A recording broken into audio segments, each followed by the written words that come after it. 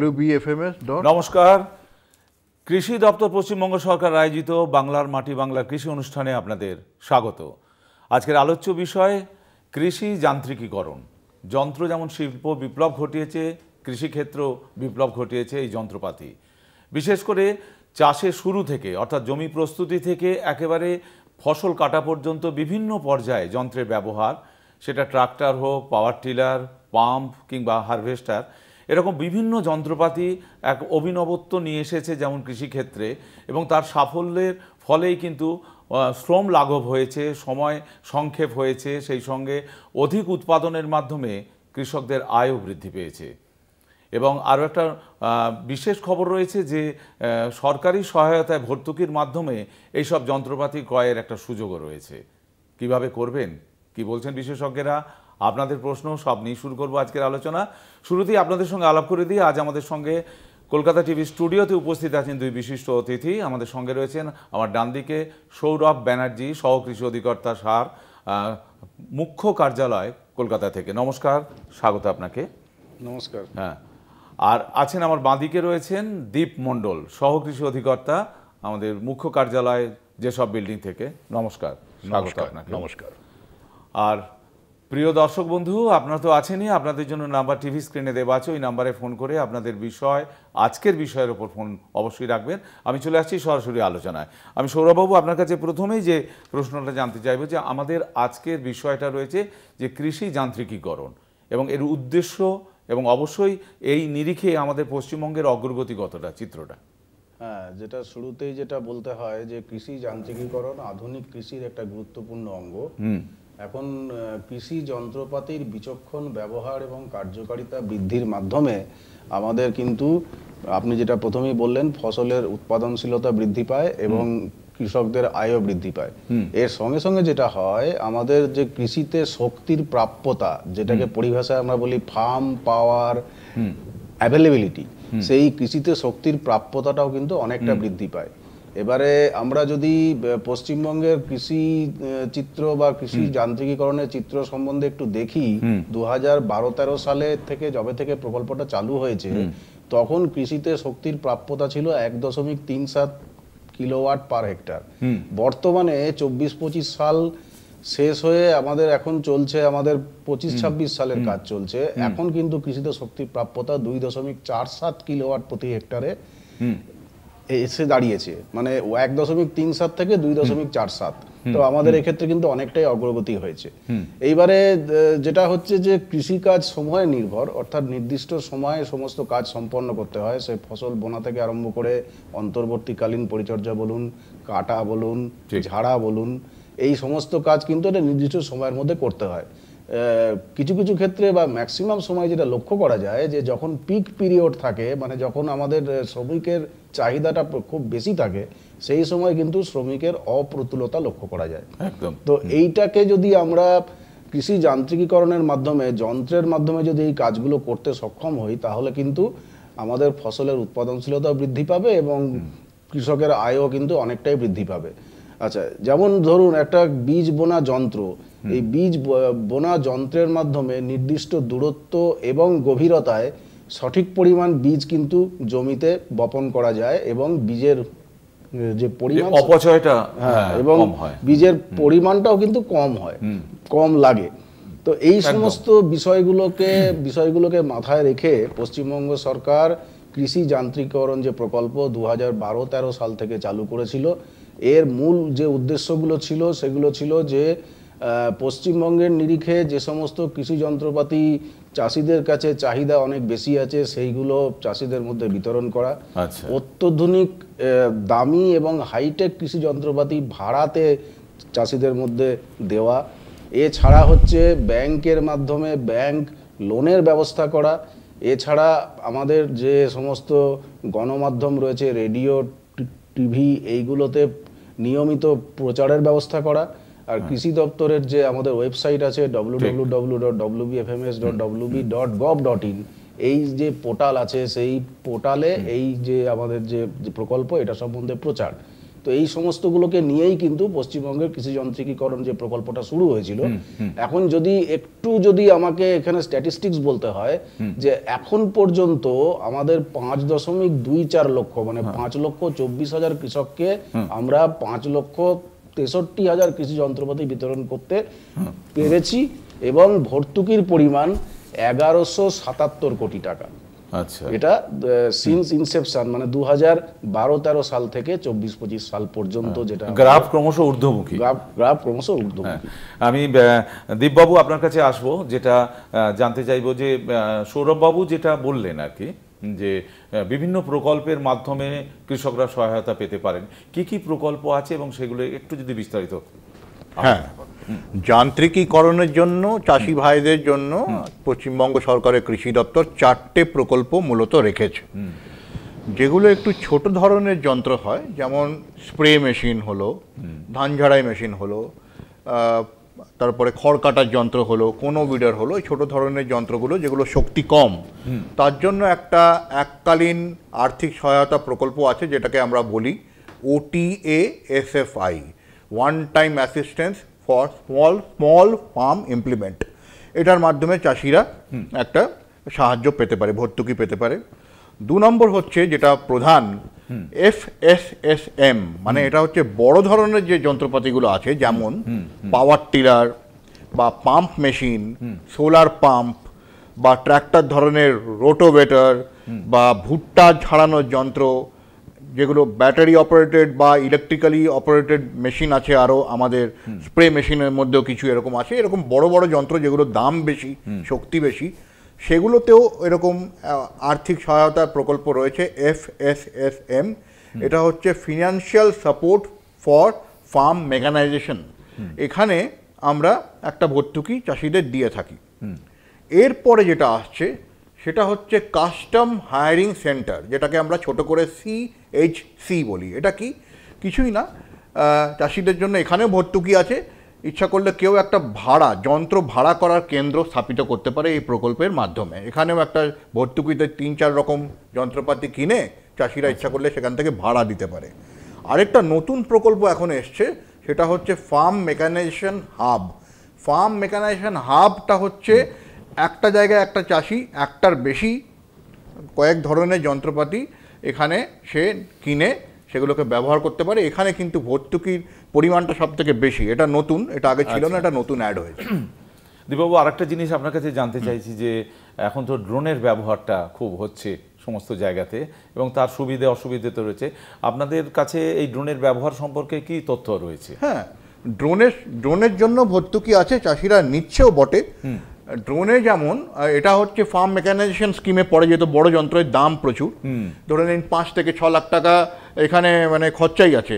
এখানেও আমাদের 3 লাখ টাকা মতো ভর্তুকি আছে, মানে যে ড্রোনের যা দাম তার 50% বা 3 লাখ টাকা ম্যাক্সিমাম এরকম ভর্তুকি আছে, সেই ড্রোনেরও ব্যবস্থা আছে। আচ্ছা, আমি সৌরভবাবু, দীপবাবু যে প্রশ্নগুলো রাখলেন বা যে প্রকল্পের কথাগুলো বললেন, সেটা আমি প্রান্তিক চাষিদের দিক থেকে যদি ধরি, সেই সমস্ত আছে। তাহলে এই যে ভাড়া কেন্দ্রের কথা উল্লেখ করলেন, যে এখানে কৃষি যন্ত্রপাতি ভাড়া কেন্দ্র স্থাপন করে কৃষকরা কিভাবে উপকৃত হবে? হ্যাঁ, এটা কৃষি যন্ত্রপাতি ভাড়া কেন্দ্র স্থাপন, যেটা কাস্টম হায়ারিং সেন্টার বলা হয়। এখানে বিভিন্ন রকম হাইটেক বা অত্যাধুনিক যন্ত্রপাতি, যেটা ফসল বোনা থেকে ফসল কাটা পর্যন্ত যে সমস্ত যন্ত্রপাতি কাজে লাগে, সেইগুলোকে ক্ষুদ্র এবং প্রান্তিক চাষিদের মধ্যে ভাড়ায় দেওয়া হয়। এবার সেটার জন্য যারা উপভোক্তা হন, যারা বেনিফিশিয়ারি হন, তাদের কতগুলো নির্দিষ্ট নিয়মকানুন মেনে এই যে প্রকল্পটা আছে, এই প্রকল্পকে তাদের ওর মধ্যে অংশীদার হতে হয়। তাহলে সেক্ষেত্রে যেটা এই স্কিমের ক্ষেত্রে, কাস্টমারিং সেন্টারের ক্ষেত্রে যেটা মূল বক্তব্য, সেটা হচ্ছে এখানে মোট যে টোটাল ফিনান্সিয়াল আউটলে, যেটাকে আমরা সংক্ষেপে বলি TFO, এটা কিন্তু ন্যূনতম 20 লক্ষ টাকা হতে হবে।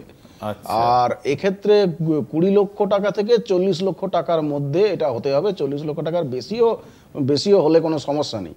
এবার এইখানে এর মধ্যে আমাদের 3টে ধাপে কাজটা হয়। প্রথমে হচ্ছে সাবসিডির পরিমাণ, ভর্তুকির পরিমাণটা 40% থাকে। ব্যাংক লোন এইটা থাকে 35%। আর যে চাষি এটাকে নিচ্ছেন তাকে কিন্তু তার নিজস্ব যে একটা দিতে হয় টাকা, সেটা হচ্ছে 25%, মানে 100%টাকে 3টে ভাগে ভাগ করা, 40, 35 এবং 25। তাহলে যদি 20 লক্ষ টাকার যদি আমার টিএফও হয়, এবং এক্ষেত্রে একটা জিনিস মনে রাখতে হবে যে কমপক্ষে 4টে যন্ত্রপাতি এক্ষেত্রে কিনতে হবে। আমাদের যে গাইডলাইন অনুসারে যে লিস্টগুলো রয়েছে কাস্টমারিং সেন্টারের, যে যন্ত্রপাতি, কমপক্ষে 4টে যন্ত্র তাকে এক্ষেত্রে কিনতে হবে। আর এক্ষেত্রে কিন্তু আমাদের বড় ট্রাক্টরেরও প্রভিশন আছে। একই রকম ট্রাক্টর কিন্তু 2টোর বেশি সেই চাষি কিন্তু কোনো সময় নিতে পারবে না।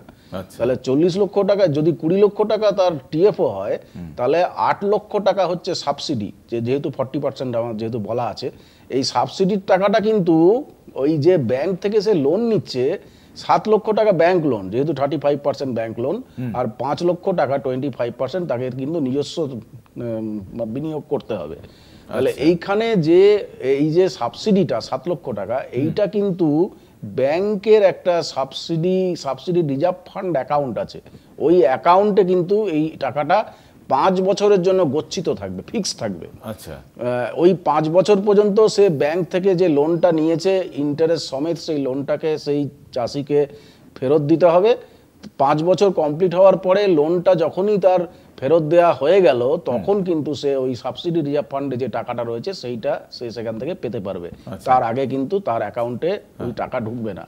কাস্টমারিং সেন্টারের এইটাই হচ্ছে মেন ব্যাপার।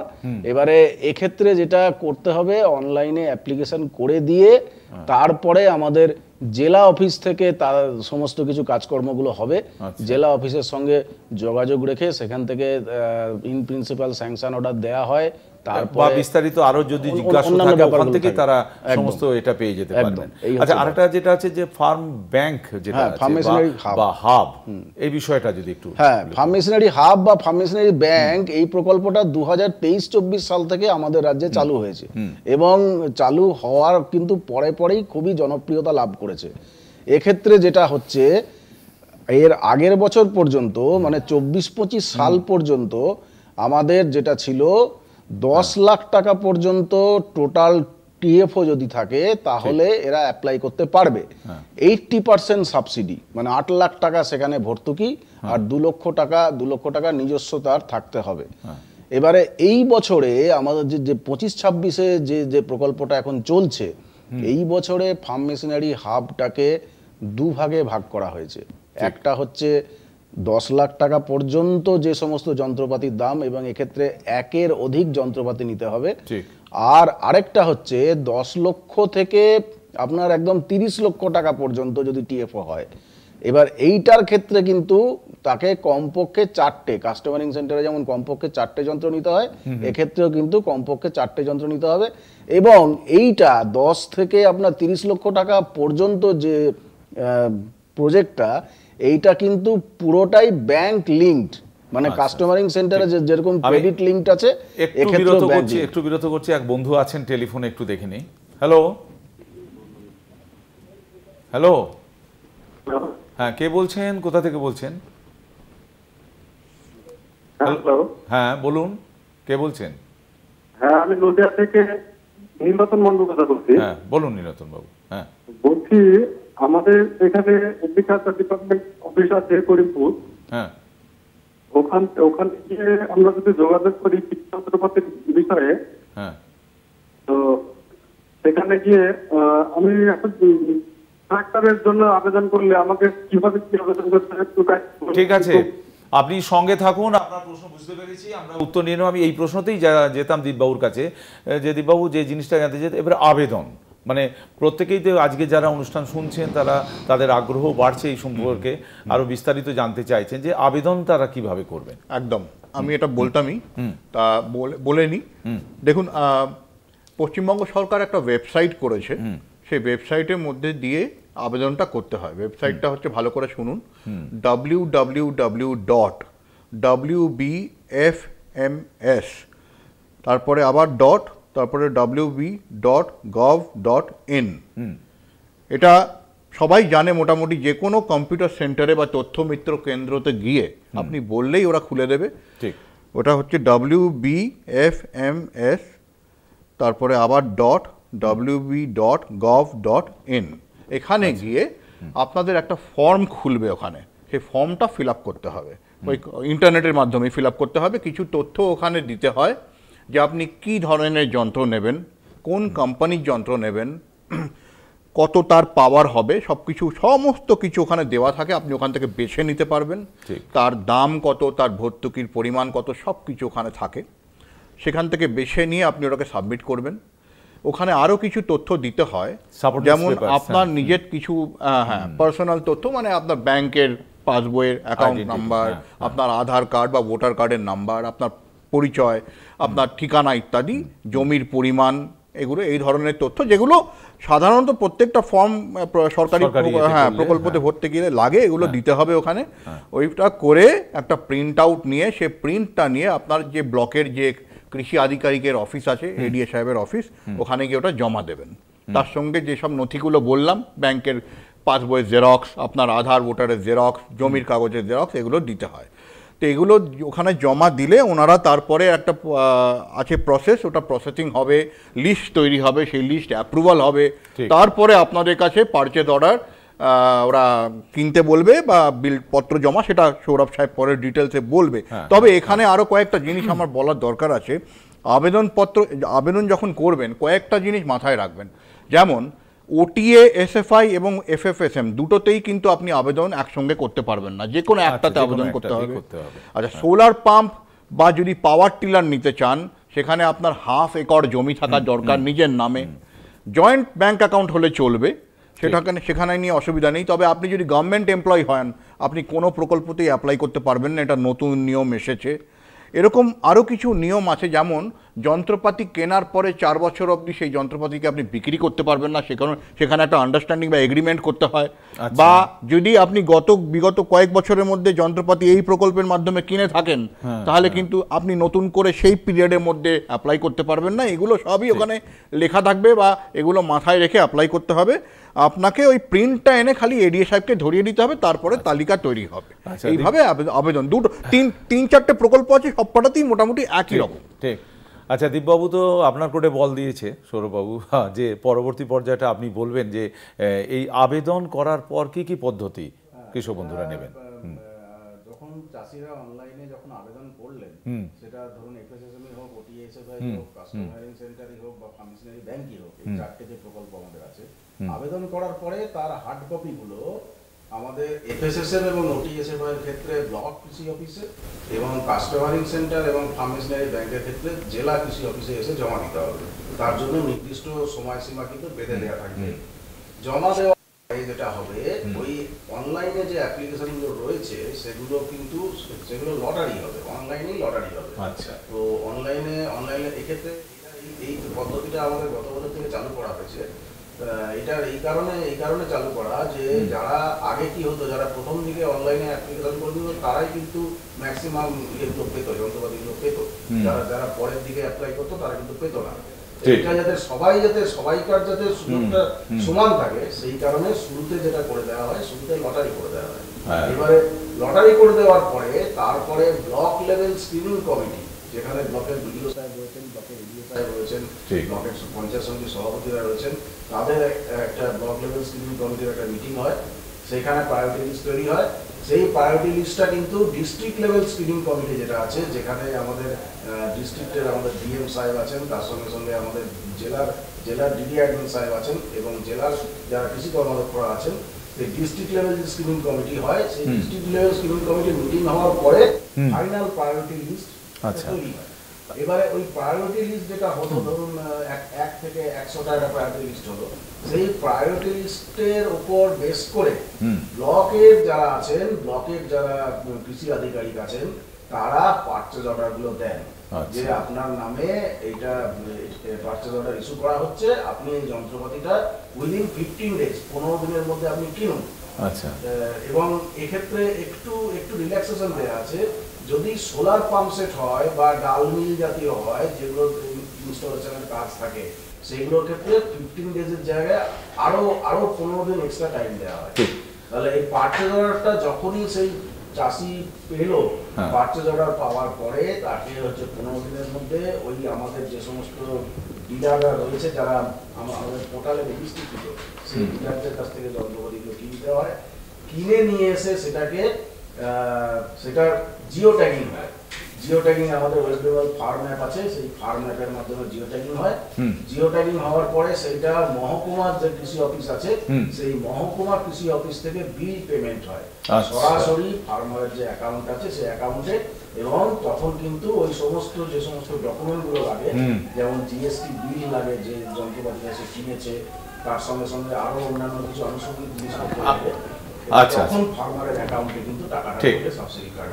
আচ্ছা, আমি দীপবাবু আপনার কাছে একটু আসছি এই কারণেই যে উনি তো টেকনিক্যাল ব্যাপারগুলো বললেন, আবেদনের পরবর্তী পর্যায়ে প্রশিক্ষণও একটা খুব গুরুত্বপূর্ণ আছে এইসব যন্ত্রপাতির ব্যাপারে, সেই সম্পর্কে কিছু আপনারা দিয়ে থাকেন?